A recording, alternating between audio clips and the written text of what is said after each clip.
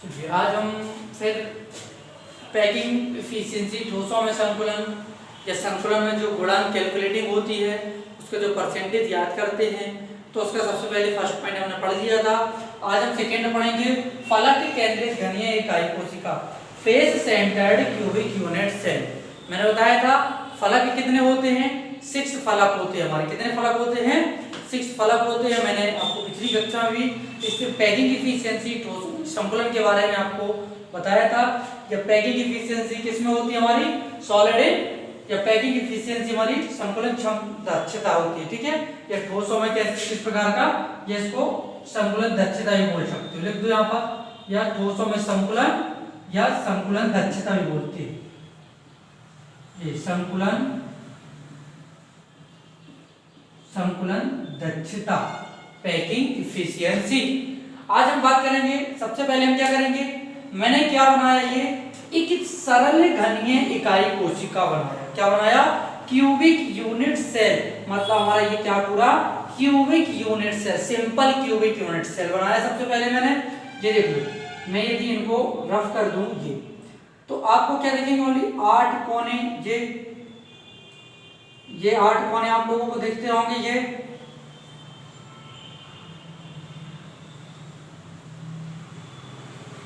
ये यहाँ 1 2 3 4 5 6 7 8। मैंने क्या बनाया, सबसे पहले एक सिंपल क्यूबिक यूनिट से, मतलब सरल घनीय इकाई कोशिका बनाया।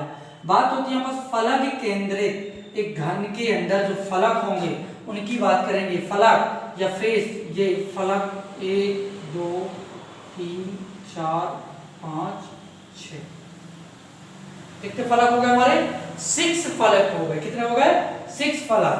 तो हम सबसे पहले इसको और हम किस रूप में लिख सकते हैं,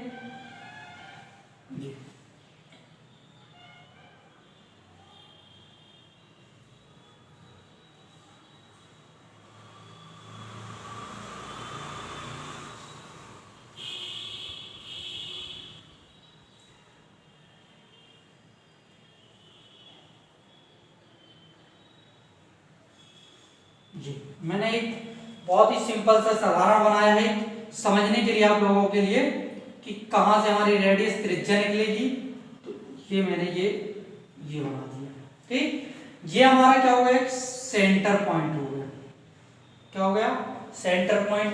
हम इन पर एक गोले को 4 गोले घेरे रखे हैं, मतलब 1 जो हमारा स्फीयर होगा, ठीक है, या 4 सॉरी क्या बोलेंगे हम यहाँ पास कि 1 स्फीयर को हमारे 4 स्फीयर क्या है, एक अराउंड में या टचिंग करते हुए, मतलब टच करते हुए घेरे रखते हैं। तो इनके केंद्र पर हमने क्या बना लिया, या पॉइंट, ये क्या बन जाएगी, आकृति बन जाएगी।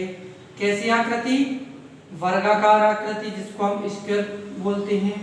ठीक, यदि हम इस पॉइंट से यहां एक ये लाइन खींच देंगे, हम इस पॉइंट से कहीं भी, हम किसी भी पॉइंट पर इस मेन पॉइंट से हम लाइन खींच दें या उसको एक लाइन के थ्रू हम शो कर दें, ठीक है, तो हमको क्या ट्रायंगल दिखाई देगा ट्रायंगल, ये और ये और ये हमारा क्या हो जाएगा, ये हमारे ट्रायंगल हो जाएंगे।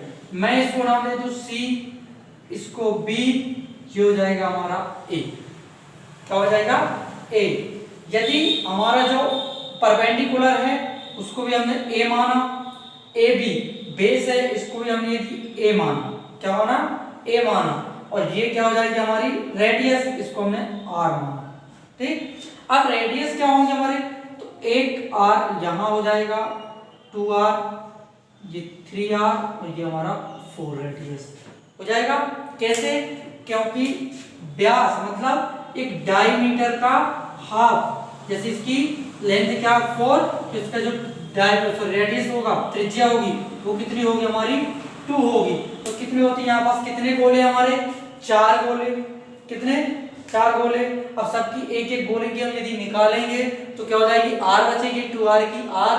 ठीक, तो R R R R, तो ये क्या हो जाएगा हमारा, इसको हम क्या बोलेंगे, हम हाइपोटेन्यूज कर्ण बोलेंगे जिसको। तो हम पाइथागोरस थ्योरम से देखते हैं कि पाइथागोरस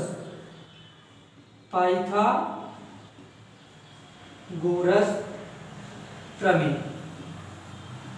या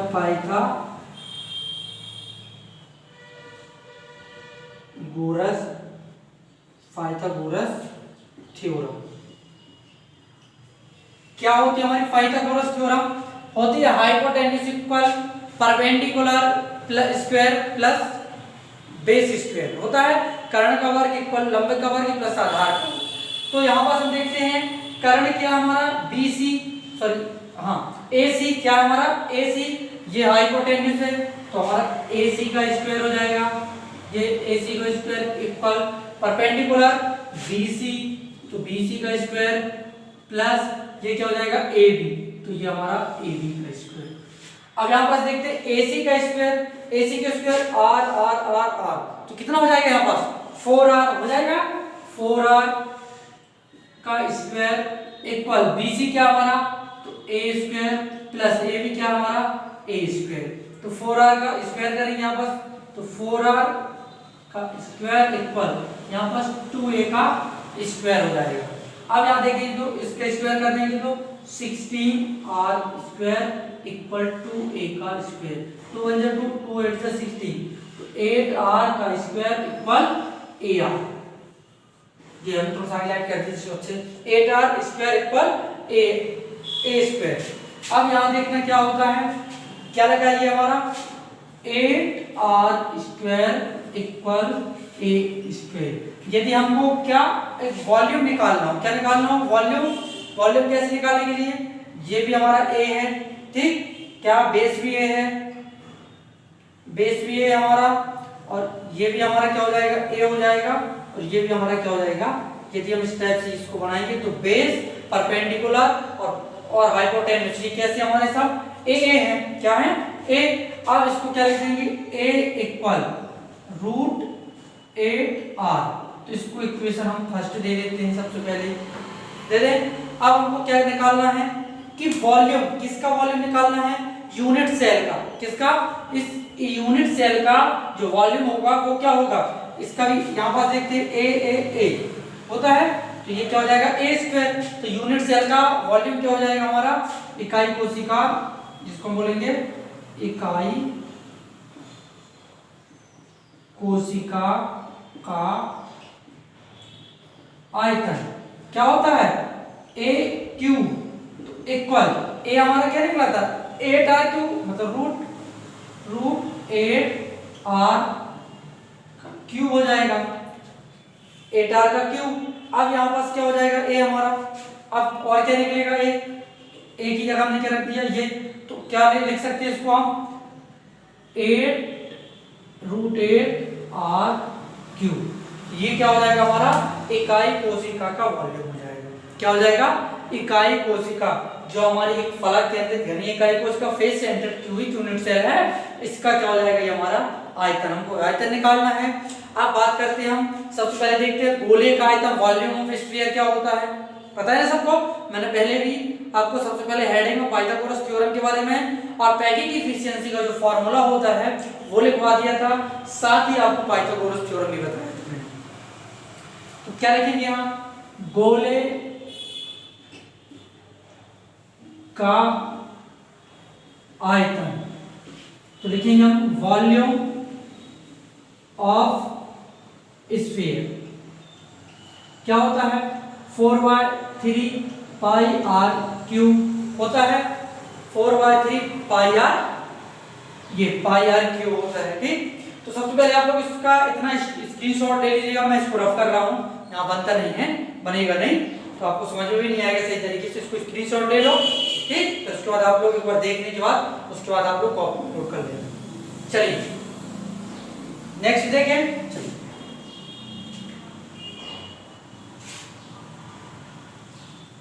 क्या लिखा है वॉल्यूम ऑफ स्फीयर हमारा, ये volume of sphere 4/3 pi R cube लिखा है।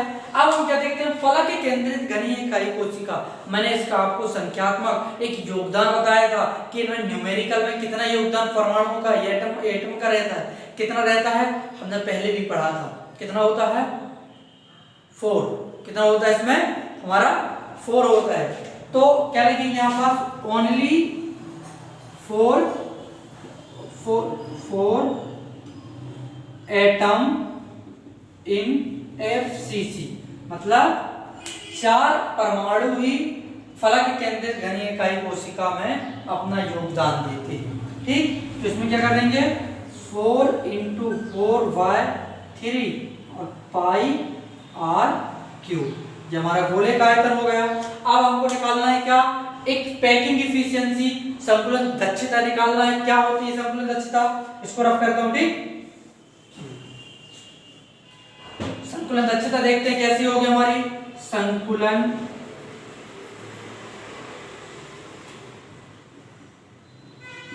दक्षता, पैकिंग इफिशियंसी जिसको हम बोलेंगे, इसका फॉर्मूला क्या होता है, गोले का आयतन और वॉल्यूम ऑफ स्फीयर आ जाएगा समझ में आपको। वॉल्यूम ऑफ स्फीयर और गोले का आयतन अपॉन में क्या होता है, यूनिट सेल इंटू 100 करेंगे, सॉरी। ठीक, यूनिट सेल का आयतन या वॉल्यूम ऑफ यूनिट सेल। अब हम देखेंगे पैकिंग इफिशियंसी निकालने के लिए हमने सबसे पहले इस पूरे गोले का आयतन, हमारे पास कितने गोले होते हैं, तो गोले का आयतन का फॉर्मूला हमारा होता है क्या, 4 पाई।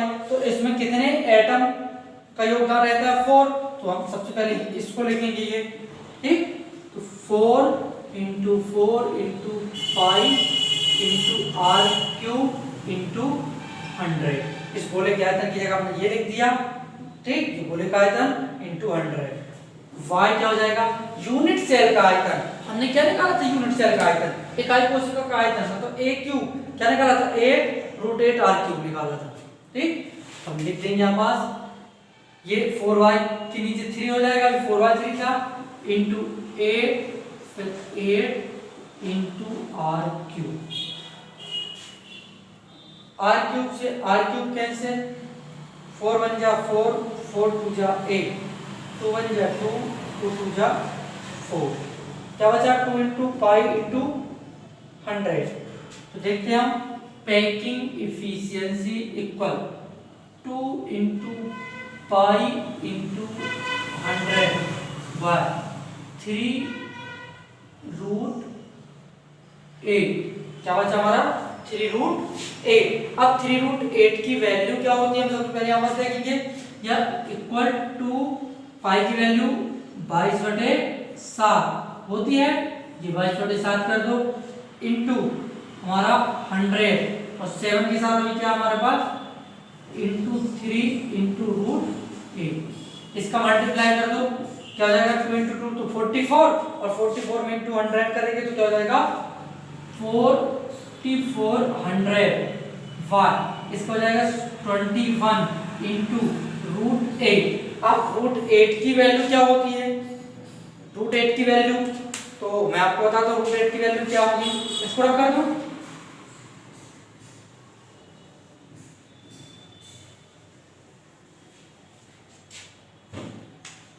अब 4400 वाट 21√8 लिखा है, तो 4400 वाट 21 × 2.82 ये हमारी क्या होती है, √8 की वैल्यू निकालोगे भी तो यही आएगी। ठीक, अब इसका डिवाइड कर देंगे 4400, अब इसका डिवाइड कर दो, क्या हो जाएगा हमारा, या डायरेक्ट हम सॉल्व करते हैं यहाँ पास, चलो यहाँ पास हम डायरेक्ट कर देते हैं, इन दोनों को मल्टीप्लाई करके इससे हमको इसमें डिवाइड कर देना है। तो हमारा क्या हो जाएगा 74.74%, मतलब इसमें आएगा हमारा 74.0389 ऐसा कुछ पॉइंट में आएगा। तो हमको क्या लिखना, ओनली 74%। तो पैकिंग इफिशियंसी इक्वल 74% होती है। किसमें होती है हमारी 74%, क्यूबिक यूनिट से, फेस सेंटर क्यूबिक यूनिट से, मतलब फलक केंद्रित घनीय इकाई कोशिका में 74% गोलों के द्वारा घेरा गया स्थान होता है। तो आप लोगों को समझ में आ गया होगा। ठीक है, जहां भी प्रॉब्लम हो आप पूछ सकते हैं, कोई डाउट नहीं। ठीक, तो वैसे भी मैंने आपको बहुत ही सरल तरीके से बता दिया, एक एक चीज़ बता दिया कि कैसे मैंने फाइंडिंग किया है। और मैं आशा करता हूँ कि आप लोगों को बहुत ही अच्छे से समझ में आ गया होगा। तो जय हिंद, जय भारत।